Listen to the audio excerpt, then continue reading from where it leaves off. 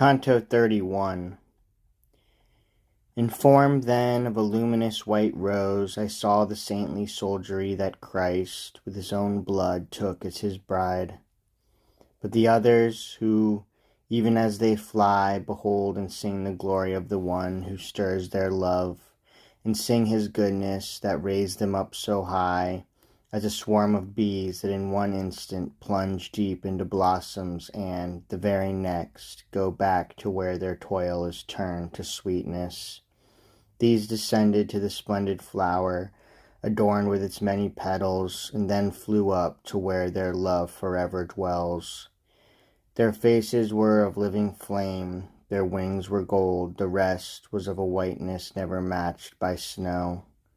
When they descended to the flower, they bestowed the peace and love acquired with their beating wings upon the petals, row on row. Nor did so vast a flying throng coming between the flower and the light above obstruct the looking up or shining down.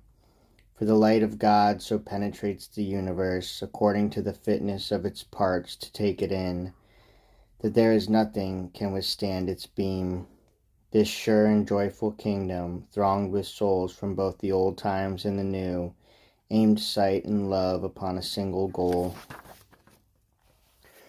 O threefold light, which in a single star, sparkling in their sight, contents them so, look down upon our tempest here below.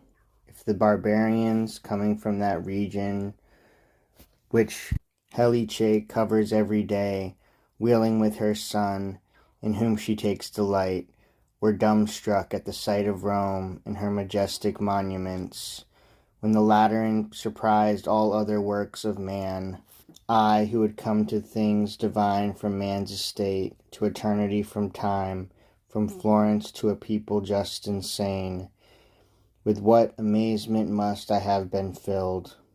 Indeed, between the wonder and my joy, I was content neither to hear nor speak a word.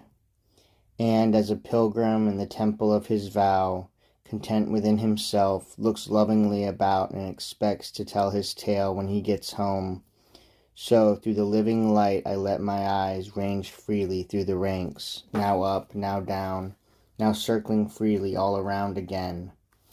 I saw visages informed by heavenly love, resplendent with another's light, and their own smiles, their every movement graced with dignity. My gaze by now had taken in the general form of paradise, but not yet fixed on any single part of it, I turned, with newly kindled eagerness, to ask my lady many things that kept my mind yet in suspense.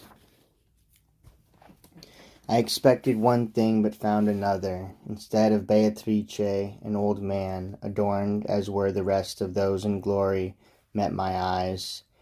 His eyes and cheeks were quite suffused with kindly joy, and from his whole appearance shone a loving father's tenderness. Then, where is she?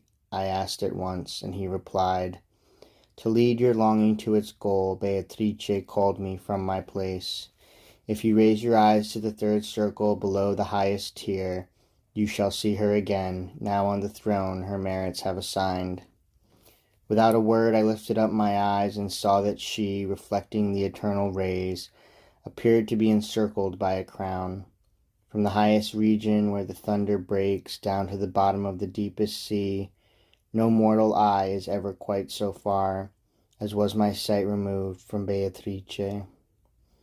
Yet to me that mattered not, because her image came down undimmed by anything between. O Lady, who give strength to all my hope, and who allowed yourself for my salvation to leave your footprints there in hell, of all the many things that I have seen, I know the grace and virtue I've been shown come from your goodness and your power. It is you who, on no matter what the path, have drawn me forth from servitude to freedom by every means that you had in your power. Keep your munificence alive in me, so that my soul, which you have healed, may please you when it leaves its mortal frame. This was my prayer, and she, however far away she seemed, smiled and looked down at me, then turned again to the eternal fountain.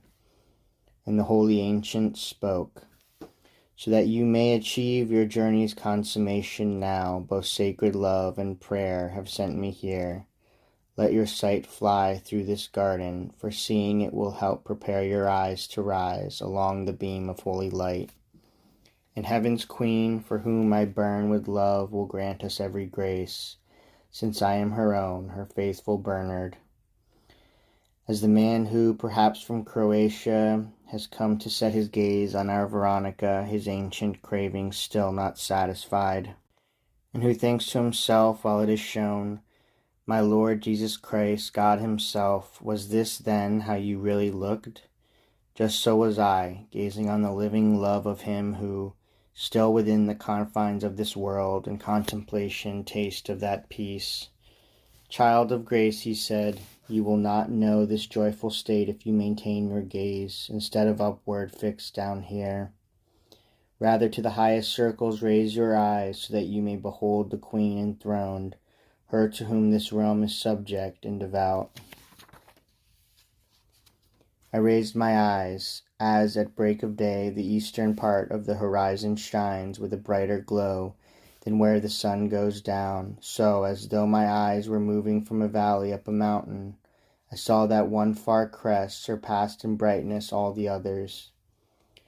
Where we await the shaft of Phaeton's poorly guided car, there, where it is most aflame, while on this side and on that the light shades off. Just so that peaceful oriflamme showed brightest in the middle, while on either side the flame was dimmed in equal measure. Around that point I saw more than 1,000 angels, their wings outspread, in joyful festival, each distinct in brightness and in movement. I saw there, smiling at their games and songs, beauty that brought pleasure to the gaze of all the other gathered saints. Were I as rich with words as in my store of images, I still would never dare attempt to tell the least of these delights that came from her. Bernard, who saw my eyes were fixed, intent upon the very fire that made him warm, turned his own on her with such affection that he made mine more ardent in their gaze.